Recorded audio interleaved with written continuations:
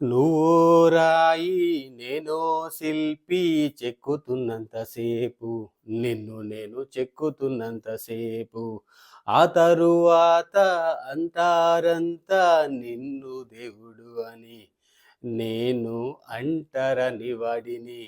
Wow! ఈ song ఎన్ని సార్లైనా వినండి. ఆ అనుభూతి మాత్రం సేమ్ ఉంటుందండి. ఆ వైబ్రేషన్ కూడా సేమ్ ఉంటుంది. అసలు ఈ సాంగ్ రాసిన వాళ్ళకి హ్యాట్స్ ఆఫ్ చెప్పాలండి. ఎన్ని సంవత్సరాలైంది ఈ సాంగ్ మన ముందుకొచ్చి, ఈ అద్భుతమైన వీడియో మన ముందుకొచ్చి, కానీ ఎన్ని సార్లు విన్నా, ఎన్ని సంవత్సరాలు విన్నా స్టిల్ అదే ఫీల్, అదే అనుభూతి, అదే వైబ్రేషన్ అండి.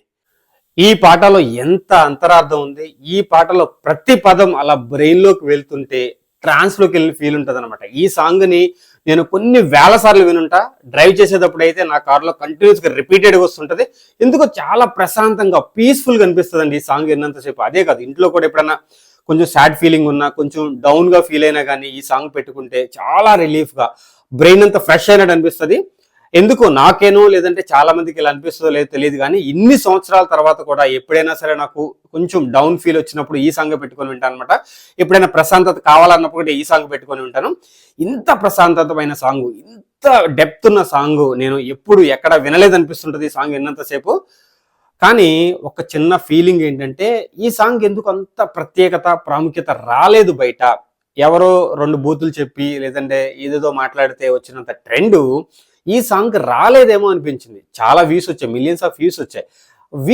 వ్యూస్‌తో సంబంధం లేకుండా ప్రజాదరణ ఎక్కడో కొంచెం తగ్గింది. ఎందుకో దీన్ని బయటికి తీసుకురాలేదు.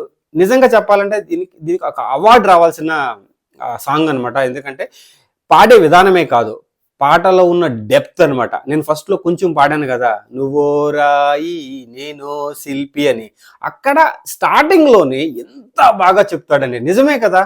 ఒక రాయిని శిల్పంగా మలిచేటప్పుడు అంటరాని వాడనే ఆలోచన లేనిది, గుడిలో పెట్టిన తర్వాత రాయిని దేవుడు అన్నప్పుడు ఎవరైతే శిల్పాన్ని చెక్కారో వాళ్ళు ఎలా అంటరాని వాళ్ళు అవుతారు. ఇదొక్కటే కాదు సాంగ్‌లో ఉన్న ప్రతి మాట, ప్రతి ఏమంటారు కదా చిన్న పదాలు కూడా ఎంత డెప్త్ ఉంటాయండి. ఎంత మీనింగ్‌ఫుల్‌గా ఉంటాయి.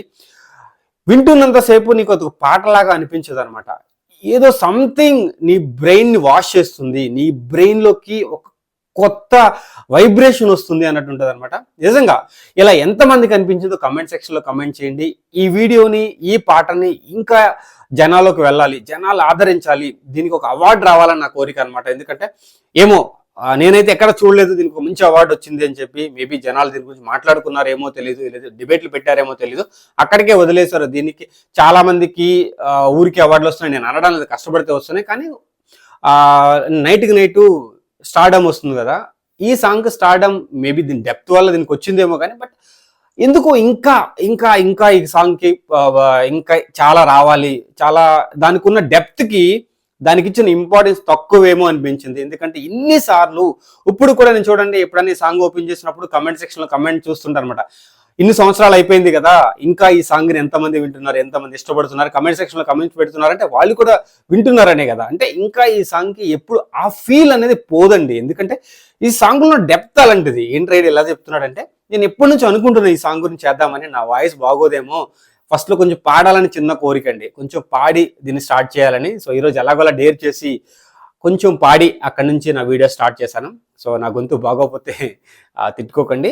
ట్రై చేశాను. నేర్చుకుంటున్నాను. ట్రై చేశాను. కొంచెం ఎందుకంటే పాటను చెడగొట్టకూడదు అందుకని మొత్తం పాడలేదు. కొంచెం పాడి ఈ పాట యొక్క ఇంపార్టెన్స్ అందరికీ తెలియాలి. దీన్ని చాలామంది ఫార్వర్డ్ చేయాలి. చాలామంది షేర్ చేయాలి ఈ పాటని. ఈ పాట విలువలు చాలా మందికి తెలియాలి. ఈ తరం పిల్లవాళ్ళకి మా పిల్లలకైతే నేను ఆల్మోస్ట్ ఎన్ని సార్లు వినిపించాను. వాళ్ళకి తెలుగు బాగా అర్థం కాదనమాట. వాళ్ళని అర్థం చేసుకొని నాకు మీనింగ్ చెప్పమని చెప్పానమాట.